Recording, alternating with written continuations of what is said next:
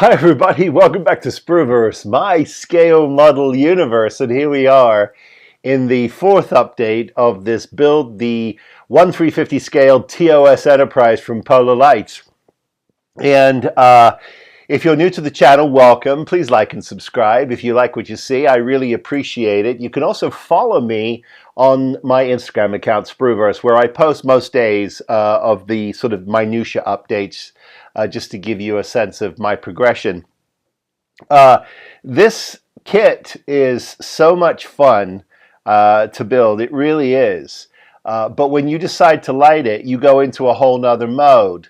And what's really interesting about that is, and I talked a little bit about it last time, is you have to make choices. Are you going to light it yourself, which you certainly can? It's not that difficult. Are you going to get a board? And are you going to have strobes? Are you going to have your nav lights going? What are you doing with this? And I talked a lot about that on the last episode, but I decided to do a combo pack for a couple of reasons. I just wanted to see, I wanted to see how easy it would be to use the Polar Lights accessory kit, their lighting kit, and I also wanted to play with a antenna controls kit, because I've been given a bunch of this stuff over the years, and it sits on a shelf, and I thought, you know what, why not? So I thought it was time to give you an update of where I am. Now, you saw last time we were prepping all the parts, we were sanding, we were priming, and so I got to that point. Now, as you all know, one of the big reasons for jumping into this kit is because of all the great kit builders, hobbyists who have come before me, who have led the way. They have taken us into, the promised land. So we should be able to, as mediocre modelers, we should be able to jump in now and follow along and get some really good advice on what to do and what not to do, based on all of these previous builds. And that's kind of the essence of this build. That's why we're doing it. And so far it's been a lot of fun. Now I'm working on the secondary hull right now, and what's fun about this is as you sort of start to figure out how you're lighting it. Now I have used the strobes here, which go on the exterior of the secondary hull by the fantail. I have used the Polar Light secondary kit for that. That's part P in the kit, and there's two of those, one for each side of the secondary hull. And there are also these connectors, and I've talked a lot about these connectors that come with it. And I did play with these connectors in the main saucer, and they went in quite well. And I showed you in part 3 actually how well they clamp down onto your LED strip lights. So they have definitely improved these.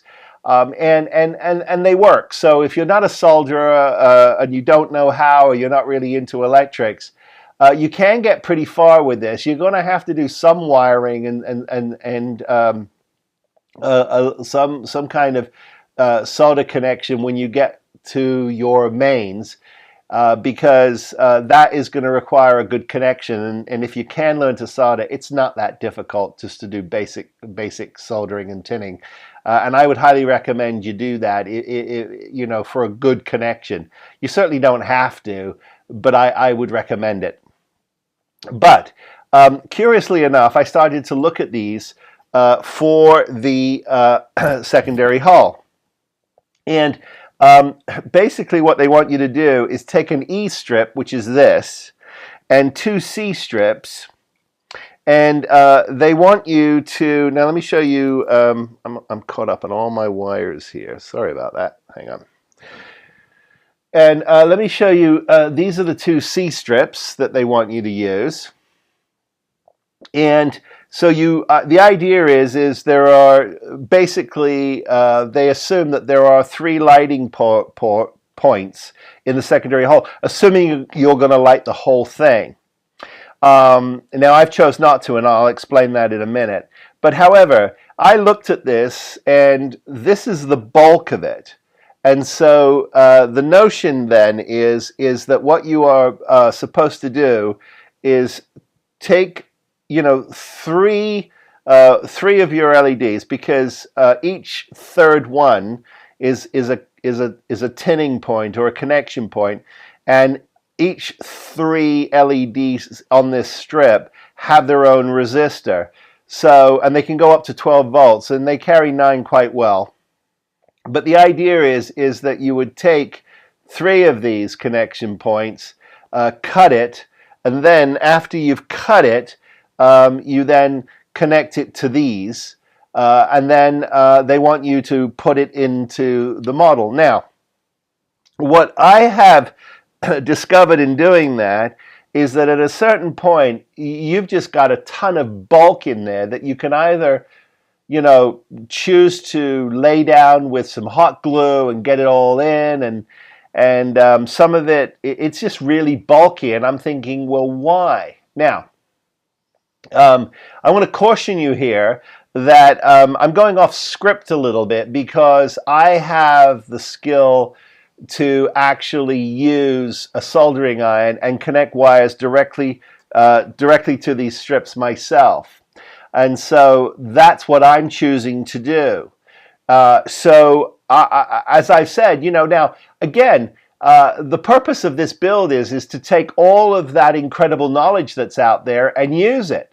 So pick and choose the things that you're comfortable with, and you may not need any of this, in which case this build is a complete waste of your time. But for the rest of us, I think it's kind of fun.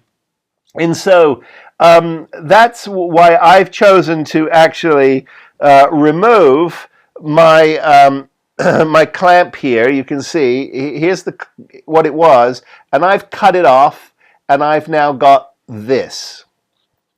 And so what I can do now is I can actually take my strip, and I can actually attach my wires directly to my strip, but I still have the plug end. So I'm able to continue plugging this into the board as they require. I've just gone ahead and circumvented all of their sort of big, non-soldering plugs, if that makes sense. And so that's what I'm choosing to do. Now, the other thing I wanted to show you here is that I have decided to actually, and I'll turn this over and I'll show you, I have decided to actually black out some of these windows. These are the ones I've chosen to black out. Let me get you closer. There they are. So these windows are clear, and these windows I've blacked out. And to prove it, he says, I'm going to stick a flashlight behind it, and you'll see. You can see there's my windows, and there's my blackout windows. Kind of fun, right? Now, why did he do that, you ask? Well, I'm cheating because I have a couple of old kits.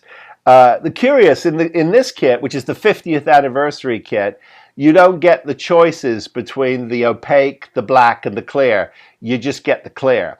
Now, you can certainly paint those parts, but if you've got a kit that has the option in it, you can plug and play where you want windows to be dark. You're still going to need to do some light blocking, but you can definitely do it. And the reason why I did it is because I'm looking at this, which is my Holy Grail. It's the 11-foot miniature that's at the Smithsonian. And these windows, I believe, are painted on, but they're definitely blacked out. Now, you can see a couple there to the right side of this image that are clear, but the rest of them are black. And so I thought, excuse me, it might be kind of fun to kind of just play with that a little bit. So that's what I've done. I've blacked out those windows on both sides in the exact same place. You know, I don't know, just for the fun of it. So that's what I've done. Now, There are a couple of opportunities for you to do that in the neck as well, if you want to. And then the only other big choice I have to make is whether or not I'm going to light the chiller windows in the nacelle, the grills there. I don't know. I haven't decided whether I will or I won't. I know they certainly weren't lit on the show. Certainly not in season 1. So I don't know. It's kind of fun, you know. But I am following along on that 11-foot Miniature. Now, I have to say a big thank you to Lou Del Meso over at Aztec Dummy for pointing out to me. Lou's free to point out anything he wants to me because he knows I really listen to him and I consider him a mentor. And in episode 3, I was showing you the fan tail and how heavy the weathering was on the outside of this ship. And he says, "Phil, that was before they restored it." Okay. So it just goes to show you really got to do your homework. And you know what? It's fun. It's fun to know all of those details. If you recall the great challenge I had with Wayne Green over at World of Wayne, we just obsessed over the AUKUS. So there isn't anything we don't know about that boat and how to build it now. And that's kind of the fun of it. But anyway, I digress. So what I thought we would do is show you, one of the strategies here. Let me turn this around. So one of the things I've got to do, and I'm testing it here. You'll notice I've got right here. Here, let me get you close up. Right here, you can see I've got just a little thing just tacked to the side there. It's not really doing anything. It's just hanging. And the reason for that is my hangar bay is drying. And what I'm trying to determine is whether or not I can get light back there. I certainly can't get an LED back there. And, that's one of the frustrations with this model. I have to tell you, if you try to light it with this kit, with all of these cumbersome wires, and use the original kit parts, they do say to you in the diagram, in the instructions, you're going to have to do some grinding. Well, I can tell you from the past, you do have to do some grinding, and you're going to have to get this pretty thin to try and get some light back there. There's all kinds of things we can do. We can use some of this ducting tape. This is a metal foil tape. You can get it at any hardware store, Home Depot, Lowe's, or even get it online. And I love it. You should have this in your arsenal.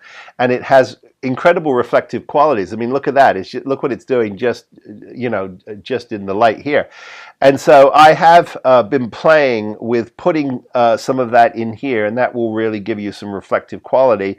And I am I'm looking to see right here whether or not I've got enough room, because as you know from the previous updates, I am using a 3D printed hangar bay. I'm not using the hangar bay from the kit. And again, that's all part and parcel of the fun of this particular build and why I'm doing it. It's sort of, it's having the passion and the want to build this kit. And if you love science fiction and fantasy, you've got to have this kit, guys, built. Not in a stash, built and on a shelf. Please, that's where it belongs, in my opinion.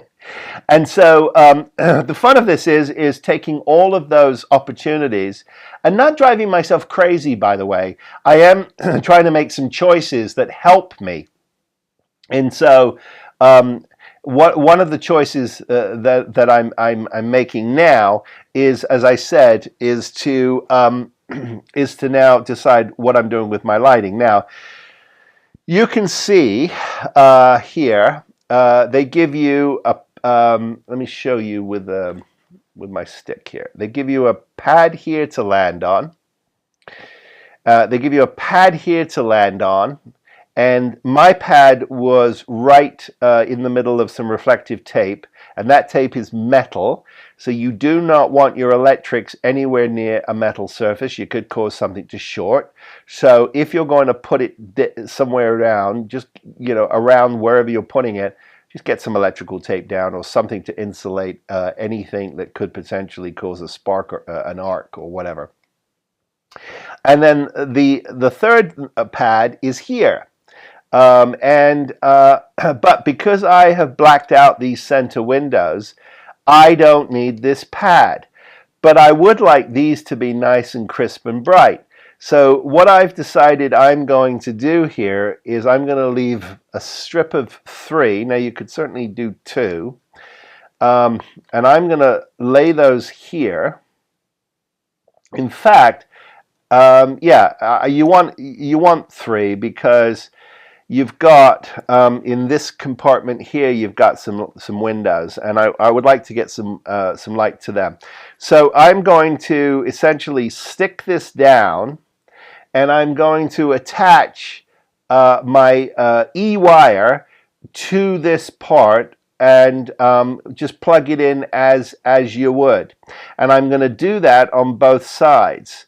Now, the way I do that is like this.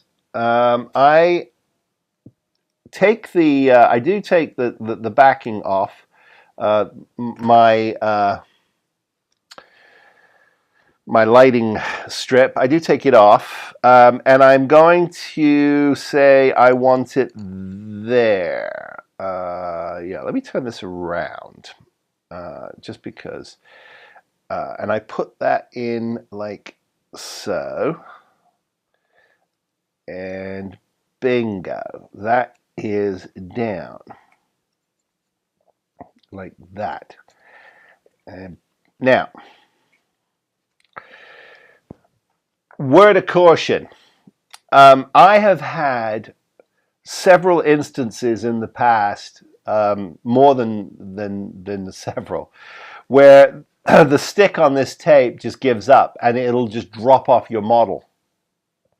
So what I recommend you do is get yourself a little glue gun. This is a Cool Shot. I'll show you what I'm using. Just a simple little Cool Shot I got from Hobby Lobby, and it's very, very effective.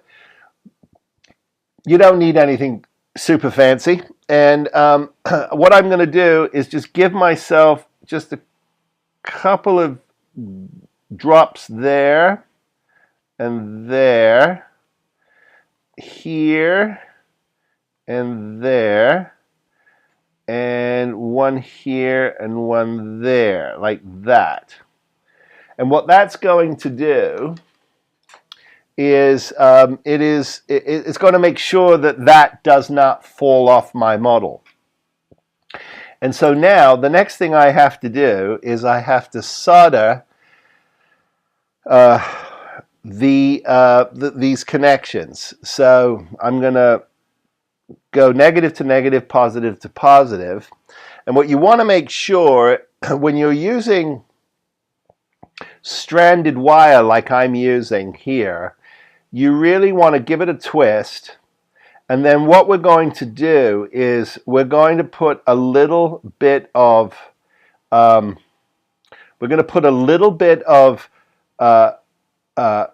flux on here, liquid flux I'm going to, and then I'm going to hit these with a little bit of solder. And that's called tinning. And what that's going to do is it's going to bind all of those fray wires together and make them one solid piece of wire. And then what that's going to allow me to do is then drop a little bit of solder on these connection points, positive and negative. Now you got to make sure that you are correct with your polarity, because if you cross polarity, your light won't go on. And believe me, I've done that more times than you can imagine. So you're going to drop a little bit of solder on here and tin these parts. So these will be tinned and your wires will be tinned. And so when you touch the wire to the connection, you should, in theory, get a really good connection. And so what I'm going to do is, I'm not going to do this on camera, but I'm gonna do this right now, and then we'll come back and we'll test it, and we'll take a look. And then now I'm gonna do that on both sides, so I should have plenty of light. And should have these should light up like a Christmas tree and be nice and crisp. So and I think also by doing this, I'll get a much neater wiring set of connections inside my secondary hull, because I got to pull a lot of wires down and then plug them into the second board that comes with this Polar Lights lighting kit. And that will live in here in the secondary hull. But I've also got additional wires from my hangar bay, which are not part of this kit. They are actually part of the antenna controls kit, along with a couple of small nano chips. And I'll show you that in this video so that you can see what I'm talking about. And that is going to wire up my hangar, and then I should be off to the races. Now, what that's going to allow me to do is it's then going to allow me to actually close this up and start worrying about my seams. Because when I put in my pylons, I've got, and you can see here, this kit, it's very well made. What you're given is the connection point, which is a pressure fit connection point for your pylon, and your wires should be able to feed through and out this connection point and into your secondary hull, and you'll be able to feed those through because when both of these are together, you've got plenty of room to fish those wires out, and you'll end up with like a just, as if the front of this thing, it's gonna look like it threw up wires, and then you can plug everything in and neatly tuck your board back into into the secondary hull. So kind of cool, very fun, and coming along quite well.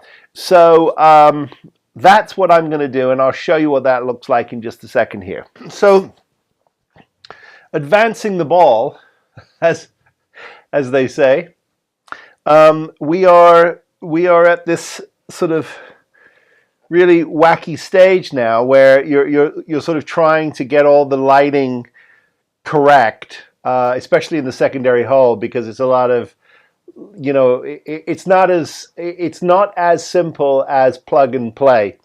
Even if you are using just the Polar Lights aftermarket lighting kit, it's not that simple. You do have to have some basic skills, a lot of patience, and some time to sort of check everything. Check, recheck, check, recheck, check again. Always make sure that you are you're not going to run into any kind of a situation where you're going to cause a problem with your connections. Very, very easy to do that. If you cross polarity, you're going to get a short, and if you get a short, you're just you're going to do what I've done many times in the past, is you forget to check, you seal it up, and then it doesn't work, and you just sort of go fetal in the corner, and you want to call it a day. But anyway, so let me show you what we've got here, and it's sort of fun. The Shuttle Bay itself is totally lit now, and I'm really happy with it. So let me get you close up so you can see. Now, I have my fantail light here, so I apologize for that if it's blaring to you. But there's my fantail light, and that's obviously going to be for my fantail effect. just below the hangar doors. If you look inside, my shuttlecraft windows are lit up appropriately. You can see I've got my shadow figures in the back. I've got light on both sides, and I've got light on my ceiling, and it's a very warm, kind of inviting look. So it's alive, and I'm really, really happy with that. Not complicated, but it does require some additional lights. Now, the light that I am using for the shuttlecraft is a nano chip with magnetic wire attachments to it, and they come from Evans Lighting Design, and so that's where mine come from, and they fit beautifully into my 3D printed shuttles. And if you notice here, they are absolutely extraordinary. The detail is extraordinary. They have windows. If you want one with the engines lit up, you certainly can. If you want to even have the door lit up on the side there, you certainly can. And the genius of it is this exit or entrance point in the bottom to get your nano chip in to light your windows. And so you can really have a lot of fun with it. And what I did was, as you can see here, I just simply drilled a small hole in the bottom, and I ran it up obviously into the hangar deck and into my shuttle, and she looks great. So I'm really, really, really happy with that, and the effect is going to be terrific. And you can't see it at the moment because it's masked with a Aztec dummy Lou Del Meso mask, and I just wanted to get that in because I love the man. And he's a friend, a good friend, and his product is terrific. But anyway, the windows are all masked. And so we are ready to go. Now, I've also taken the trouble to plug in and do this. Remember, we talked about this, and here it is. Here's my LED strip light, which I have attached to a Polar Lights aftermarket lighting kit wire, as I said I would, and that's plugged into my board, and that is looking beautiful. Now I've got two of those, and so we should get quite a bit of light out of it. I also happen to be able to show you my strobe effect for the fantail, for the rear of the secondary hull, and so those are working nicely as well. And I've got them on both sides. I just I don't have this side hooked up. So everything is starting to really fall into place. Now, the only thing I've got to do now with my Shuttle Bay is I have taken the trouble to add two of these, and I'm going to hook these up to a couple of wires. And what I've discovered is they're actually inside the threshold of the actual unit itself. So I believe if the TOS Enterprise gods are good to me, I should have just about enough room to actually sit this into the rear of the ship and get some light out of these windows in the back. And if you notice, what I've done is I've added a little bit of black tape over that, just in case I get some bleed. I don't want my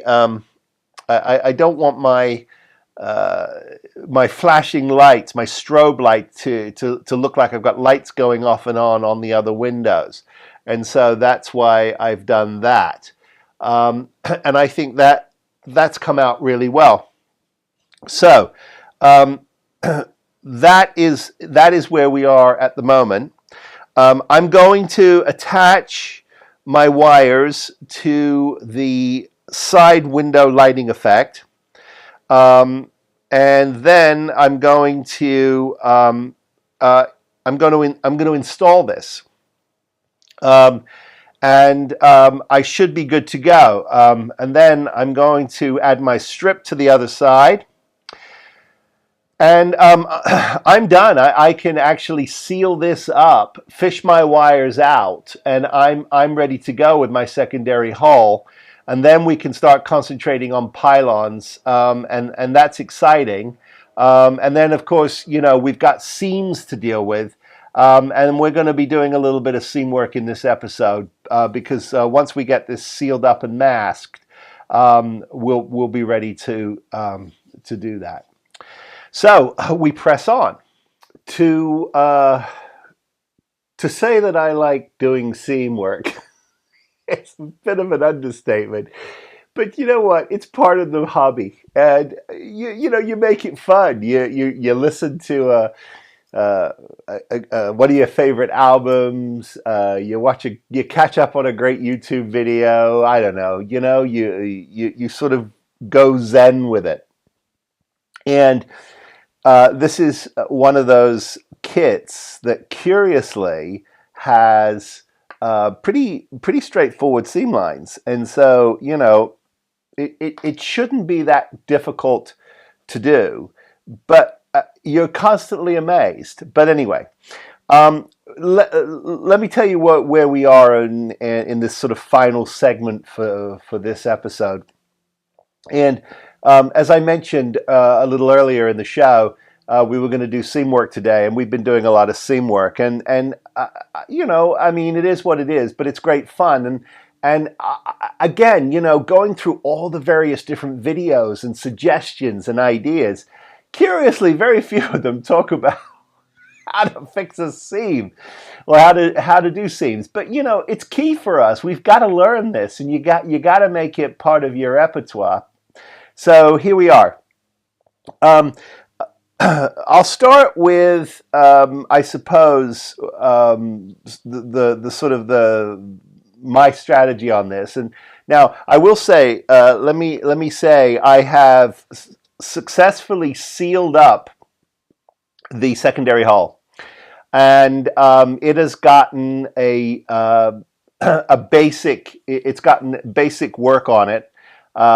We are sort of ready to do another light sanding here. I'll do 400 and 600, and I run my masking tape along each side of the seam so I don't get sloppy and I don't get too much onto my primer. And I like that. I'm a Virgo, and I don't know what I can tell you. I like the neatness of it. But if you had, and I use a glove and I smear it on nicely, and then I don't touch it, all the things you're supposed to do. But interestingly enough, a couple of tips that I got from one of my videos that I watched, and was a great tip for me. Because what it did was it allowed me to think about the process in a slightly different way. In the past, I've had issues with doing seam work around complicated areas, and it doesn't have to be complicated. They're sort of straightforward ways to clean these, and one of these is to treat the top side of the secondary hull seam, this one here, as one continuous seam. Instead of trying to dance around your three holes here and obviously your observation deck / green dome / tail area piece. So what I did was I taped up the whole thing. I put my silly putty in to protect my light and to make sure I didn't get crud and dust inside of the opening. But then I proceeded to just go straight over my three holes, knowing that I could sand back to them and reveal them again and then drill them out. And you get a much cleaner seam. Where I am on this one is It has been puttied and sanded, puttied again, and a light sanding. And I've just got some scratches and sanding to do here to clean that up, and that should be pretty good to go. I'm relatively happy with that. And again, on the reverse, same thing. I have a little bit of shrinkage. You can see here on my first putty go round. I've still got some light sanding to do. But that's the genius of your primer, right? So that you can see everything that you need to see to clean up. So we're in good shape here. All the windows have been masked with the Aztec Dummy clear part masking set. It's available from Colt TV if you want it. There are others on the market, by the way. Orbital Dry Dock does one, and I know Jerry over at HDA Model Works does one as well. But I stimulate the Lou Del Meso economy. So anyway, I will continue with this, and I wanted to show you sort of some finish work here. This one is my neck, and those seams are gone, and I'm very happy with that. Those went away very, very well and very easily. And it's a relatively painless process, to be honest with you.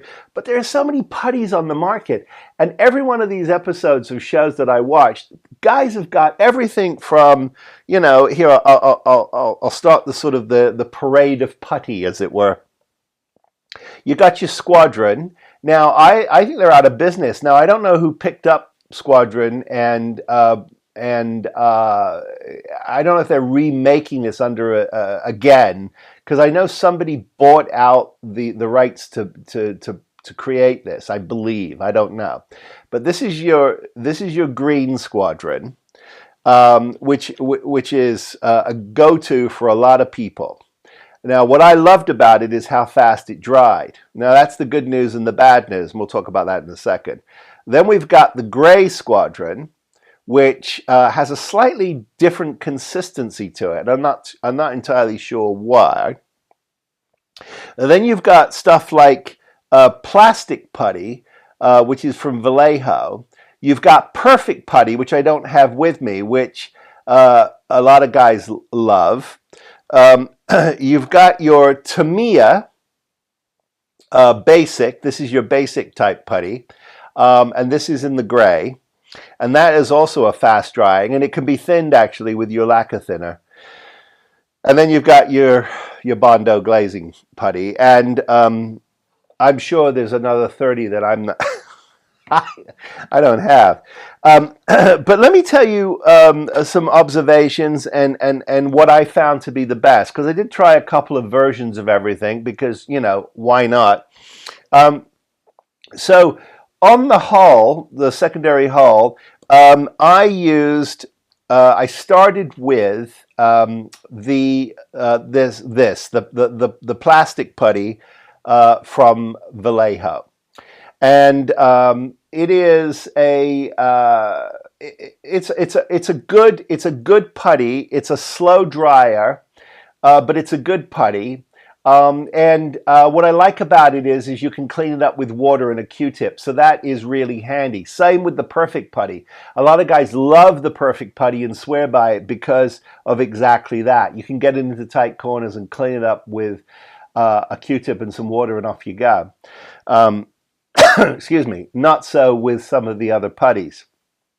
But I started with that, and of course, it shrinks.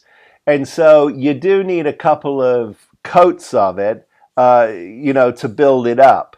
But I found that it was good just for a basic sort of starting foundation. But then what I put on top of that was the glazing compound, just gave that a basic, just a basic look. That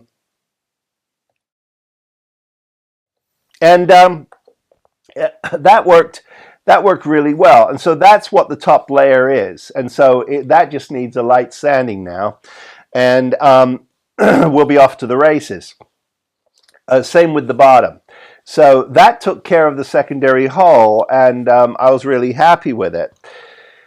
Now, on the nacelles, that is a slightly different animal because they are super long seams, but the fit wasn't great for me. I tried really hard to get a tight fit, and you just don't. You get a little bit of gappage. And so what I did on these was I started out using the gray putty, which dries really fast.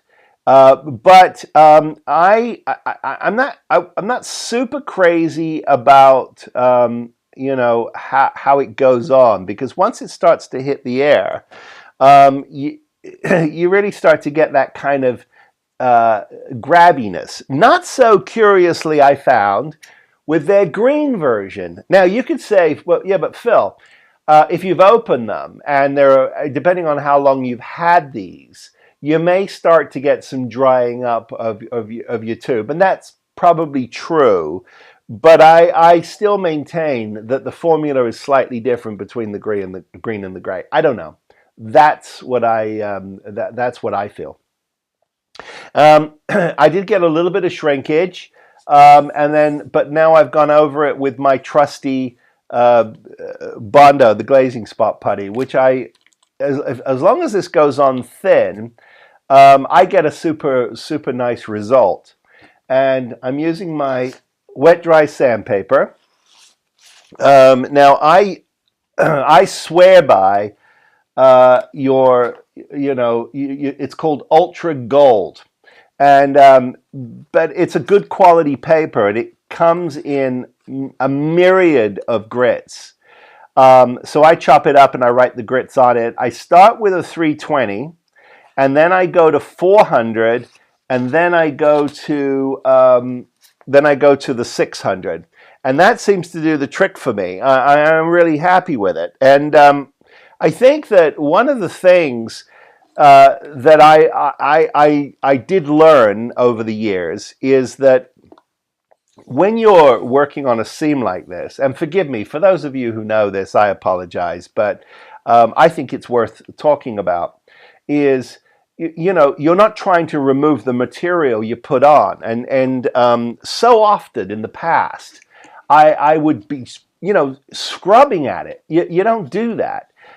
You try to maintain a level kind of planing field, as it were, and you're just trying to you're trying to remove the seam, and obviously by laying down some tape and keeping it at least an eighth to a 16th inch away from your seam, when you start to sand, what you'll notice is you can get a really nice blend out of your, you can feather out your edges, and that helps with your seam immensely.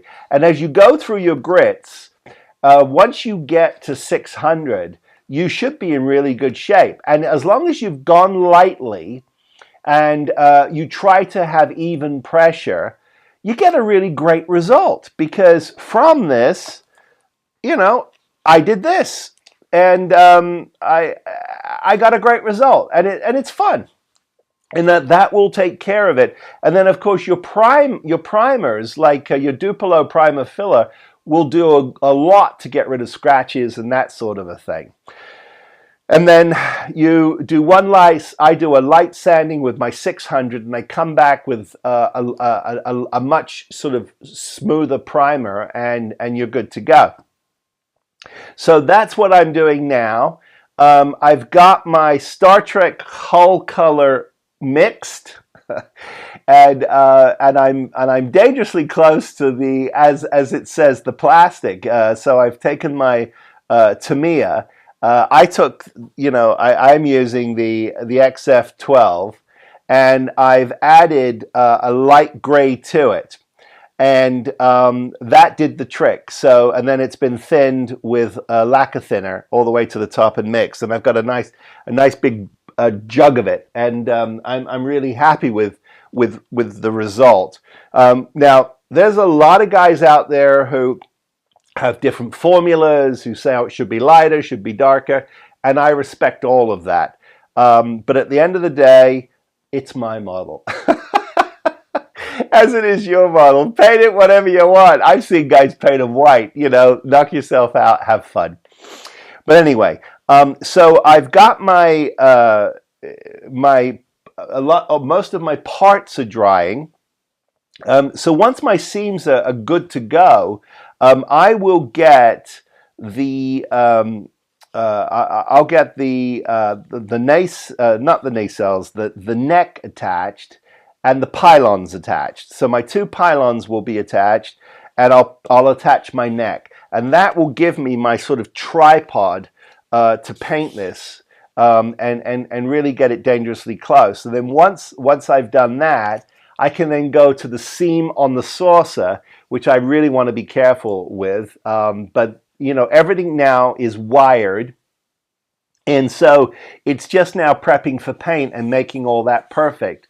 And then once we've painted the pylons, secondary hull and neck as one piece, and the saucer as another piece, and these nacelles as another piece, then it's just a function of going to town on your paint scheme or your decals, however you're going to go. Now, I do have paint masks for the call-out letters for the Enterprise and its name, which I may or may not do, and I've got decals as well. But once everything is painted and ready to go, then obviously it'll all get a gloss coat ready for those decals, and we'll be, you know, really like down to the wire there. And so so that's where we are.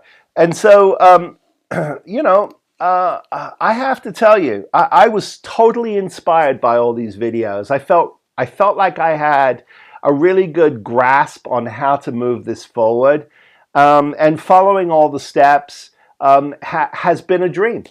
So when we meet again, this will have had this will be completed. As I said, the neck and the pylons will be on it.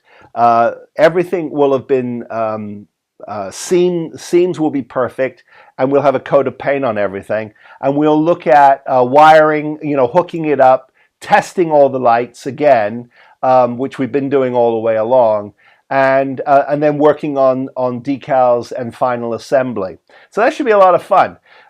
So maybe one more video in this series, I think, and we'll be good to go. So thank you for coming along. As always, if you like what you see, please like and subscribe. I really greatly appreciate it. You can follow me. I post most days on my Instagram account, you know, sort of details of what I'm doing. And there you go. And as always, I wish all of you well. Please be safe. Build something, guys. Come on, build something. And we'll see you next time. Take care, everybody.